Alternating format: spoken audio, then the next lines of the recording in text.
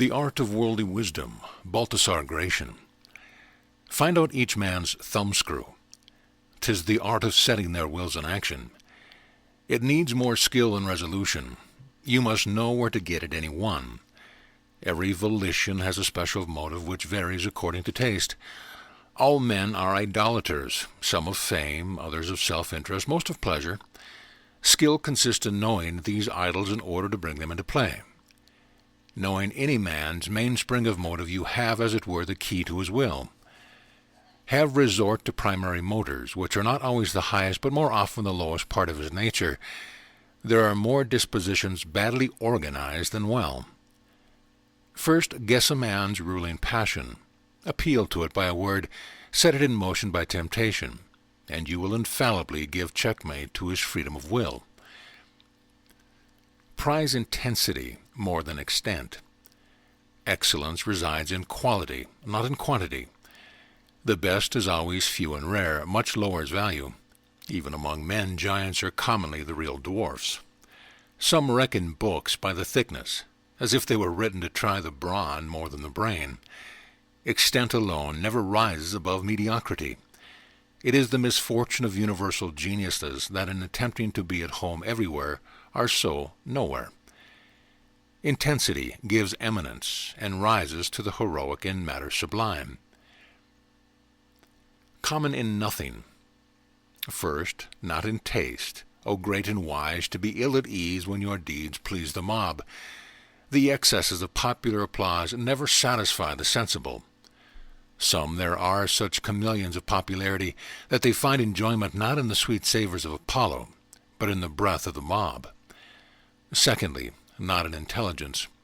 Take no pleasure in the wonder of the mob, for ignorance never gets beyond wonder, while vulgar folly wonders wisdom watches for the trick. A man of rectitude clings to the sect of right with such tenacity of purpose that neither the passion of the mob nor the violence of the tyrant can ever cause him to transgress the bounds of right. But who shall be such a phoenix of equity? What a scanty following has vicissitude! Many praise it indeed, but for others follow it till danger threatens. Then the false deny it, the politic conceal it. For it cares not if it fights with friendship, power, or even self-interest. Then comes the danger of desertion. Then astute men make plausible distinctions, so as not to stand in the way of their superiors or of reasons of state.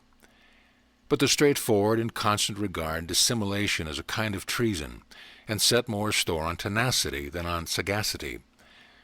Such are always to be found on the side of truth, and if they desert a party, they do not change from fickleness, but because the others have first deserted truth. Have not to do with occupations of ill repute, still less with fads that bring more notoriety than repute.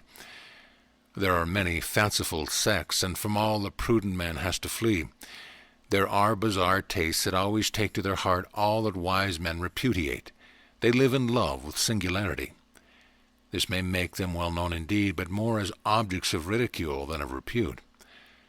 A cautious man does not even make profession of his wisdom, still less of those matters that make their followers ridiculous. Those need not be specified, for common contempt has sufficiently singled them out. Select the lucky and avoid the unlucky. Ill luck is generally the penalty of folly, and there is no disease so contagious to those who share in it. Never open the door to a lesser evil, for other and greater ones invariably slink in after it. The greatest skill at cards is to know when to discard. The smallest of current trumps is worth more than the ace of trumps of the last game. When in doubt, follow the suit of the wise and prudent. Sooner or later they will win the odd trick. Have the reputation of being gracious. 'Tis the chief glory of the high and mighty to be gracious, a prerogative of kings to conquer universal goodwill. That is the great advantage of a commanding position, to be able to do more good than others. Those make friends who do friendly acts. On the other hand, there are some who lay themselves out for not being gracious, not on account of the difficulty, but simply from a bad disposition. In all things they are the opposite of divine grace. Know how to withdraw. If it is a great lesson in life to know how to deny, it is still greater to know how to deny oneself as regards both affairs and persons.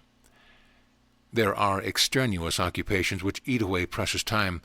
To be occupied in what does not concern you is worse than doing nothing. It is not enough for a careful man not to interfere with others. He must see that they do not interfere with him. One is not obliged to belong so much to all as not to belong at all to oneself. So with friends, their help should not be abused or more demanded from them than they themselves will grant. All excess is a failing, but above all is personal conversation. A wise moderation in this best preserves the goodwill and esteem of all, for by this means that precious boon of courtesy is not gradually worn away. Thus you preserve your genius free to select the elect, and never sin against the unwritten laws of good taste.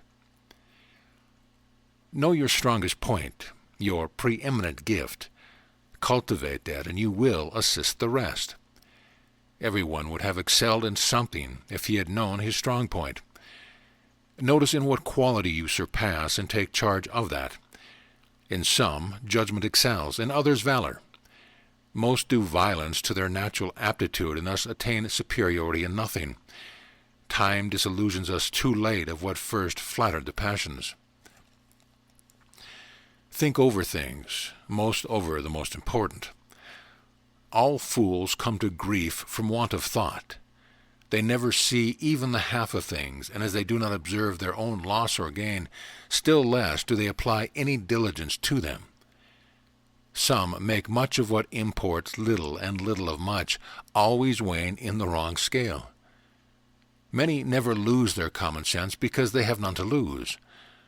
There are matters which should be observed with the closest attention of the mind, and thenceforth kept in its lowest depth.